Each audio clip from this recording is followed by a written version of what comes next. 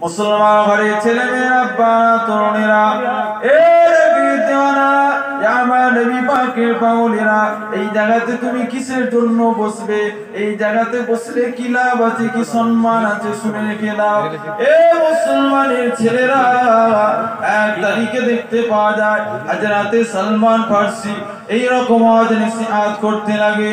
আল্লাহ নবী ওই পথ দিয়ে হেঁটে হেঁটে চলে যায়। হযরতে সালমান ফারসি উঠে দাঁড়িয়ে পড়লেন, আল্লাহ নবীকে সালাম খানা পাঠ করতে লাগলেন। আসসালাতু আসসালামু আলাইকা ইয়া রাসূলুল্লাহ, আসসালাতু আসসালামু আলাইকা ইয়া হাবিবাল্লাহ, আসসালাতু আসসালামু আলাইকা ইয়া সাফিউল মুজরিমিন, ইয়া রাহমাতাল লিল আলামিন। হুজুর আপনি কি এই জায়গায় তাশরীফ আনবেন না? হুজুর আপনি কি এই জায়গাতে আমি সালমান আমার বেহেশতের বাগান একটা কায়েম করেছি, হুজুর আপনি কি এই জায়গায় আসবেন না?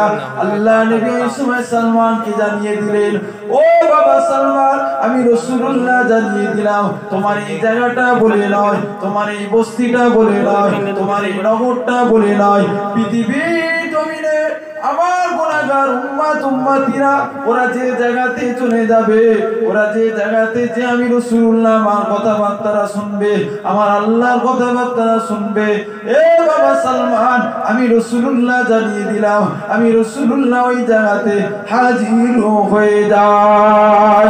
আর জোরে বলেন সুবহান। মুসলমানের ছেলেরা, ওই জায়গাতে আজকের দিন আল্লাহ তোমাকে বসিয়েছে। তুমি যদি রাসূলুল্লাহর কথা খেয়াল করো, তুমি যদি রাসূলুল্লাহকে অন্তর থেকে মুহাব্বত করো, আজকের দিনে তোমার অন্তর কাঁদবে। আমার নবী তোমার জন্য কত কষ্ট করেছে গো, আমার নবী তোমার জন্য কত খুন ঝরিয়েছে, আমার নবী তোমার জন্য যুদ্ধের ময়দানে দানটাকে শহীদ করেছে, আমার নবী তোমার ওই কলেমার জন্য আজকের দিনে তুমি জন্মের পরে কলেমা পাও, আজকের দিনে তুমি জন্মের পরে নামাজ পাও, আজকের দিনে তুমি জন্মের পরে রোজা পাও, আজকের দিনে তুমি জন্মের পরে দান খায়রাত পাও, আজকের দিনে তুমি জন্মের পর আল্লাহ আল্লাহ রাসূলকে চিনতে পেরেছো।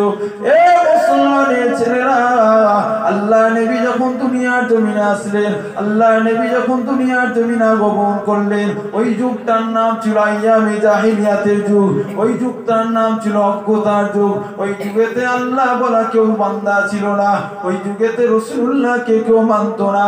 আল্লাহ নবী এসে সকল ব্যক্তিকে বলতে লাগলেন, এ মক্কার কুফারে কুরাইশেরা, তোরা আমি রাসূলুল্লাহ আমাকে মেনে নে, আল্লাহকে এক বলে বিশ্বাস করে নে, আমার আল্লাহ তোদেরকে জান্নাত দিয়ে দেবে। মক্কার কুফারে কুরাইশরা বলতে লাগে, কে আজকের দিনে এসেছে? আমার বাপ, তার বাপ, তার বাপ, এমন করে দেখতে পাওয়া যায়। আমরা সকলে অগ্নি পূজা করি, আমরা সকলে দেব দেবীর পূজা করি, আজকে ইনি কিসের জন্য এসেছে এনার কথা মানা যাবে না। আল্লাহ নবীকে কেউ মানে না গো, আল্লাহ নবীকে কেউ মানে না। আল্লাহ নবীকে সকল ব্যক্তিরা লাঞ্ছিত বঞ্চিত করতে লাগে, আল্লাহ নবীকে সকল ব্যক্তিরা আঘাত করতে লাগে। এ মুসলমানের ছেলেরা, আল্লাহ নবী তোমার আমার জন্য কত কষ্ট করেছে, আজকে দিনে তুমি সেই নবীর উম্মত দাবি করো, আজকে দিনে সেই রাসূলুল্লাহ কথাবার্তা হয়, তোমার অন্তর কি একটু কাঁদে না? তোমার অন্তরে কি একটু দয়া মায়া লাগে না? আমার নবী কত কষ্ট করে আজকে দিনে দিন কায়েম করে দিয়ে, আজকে দিনে আল্লাহ নবী সবুজ গম্বুজের নিচে ঘুমিয়ে ঘুমিয়ে তোমার আমার নবী ঘুমায় না গো, তোমার আমার নবী আল্লাহর দরবারে বলে, আল্লাহ ইয়া রাব্বি আবলি উম্মতি, আল্লাহ আমার উম্মত উম্মতিদের কি হবে? ইয়া রাব্বি আবলি উম্মতি, আল্লাহ আমার উম্মত উম্মতিদের কি হবে? এ মুসলমানের ছেলেরা, আজকের দিনে তুমি সেই নবীর উম্মত, আজকের দিনে তুমি সেই নবীর উম্মত বলে দাবি করো, তোমার অন্তর কি কাঁদে না? আল্লাহ নবী তোমার আমার জন্য বাপ দুনিয়ার জমিনে যখন জন্মগ্রহণ করে তার আগেতেই আব্বাজানকে হারিয়ে ফেললেন, জন্মগ্রহণ করার কিছুদিন পরে, কিছু বছর পরে আম্মাজানকে হারালেন, তার কিছু বছর পরে দাদুজানকে হারালেন। তার জন্য আল্লাহ নবী কাঁদে না?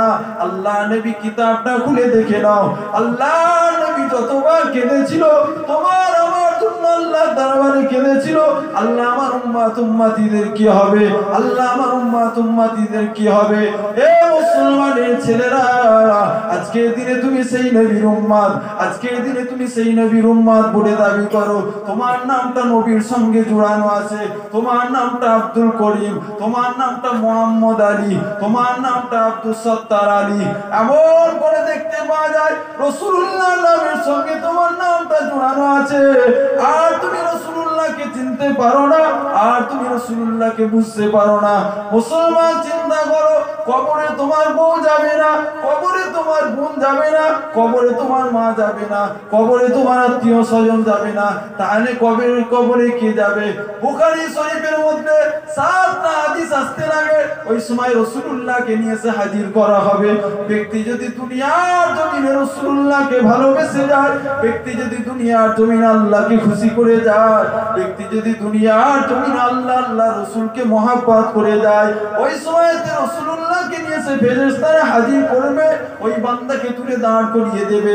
ও আল্লাহর বান্দা, আজকের দিনে তুমি আর ঘুমাবে না, আজকের দিনে তুমি উঠে পড়ো, এই ব্যক্তিটাকে তুমি কি চিনতে পারো? এই ব্যক্তিটার বিষয় কি তুমি বলতে পারবে?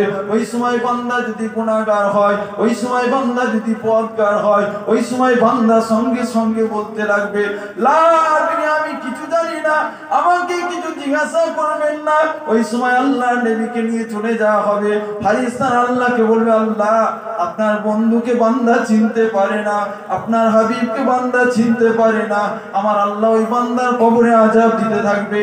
আর যদি দুনিয়ার জমিনে রাসূলুল্লাহকে মহব্বত করে দাও, রাসূলুল্লাহকে প্যার করে দাও, রাসূলুল্লাহকে প্রেম করে দাও, যখনই রাসূলুল্লাহকে কবরে নিয়ে এসে হাজির করা হবে, বান্দাকে যখন জিজ্ঞাসা করা হবে, তুমি কি এই ব্যক্তিটাকে চিনতে পারো, তুমি কি এই ব্যক্তিটার বিষয় কিছু জানো, ওই সময় সঙ্গে সঙ্গে বান্দা বলবে, এটা অন্য কোনো ব্যক্তি নয়, এটা অন্য কোনো বান্দা নয়, এটা আমি সাক্ষ্য দিলাম, আশহাদু আল্লা ইলাহা ইল্লাল্লাহ ওয়া আশহাদু আন্না মুহাম্মাদান আবদুহু ওয়া রাসূলুহু, এটা দুনিয়ার কোনো ব্যক্তি নয়, এটা হলো আমার আল্লাহর খাস দোস্ত, আর এটা হলো আমার নবী, আমি এই নবীর উম্মত ছিলাম। জোরে বলেন সুবহান।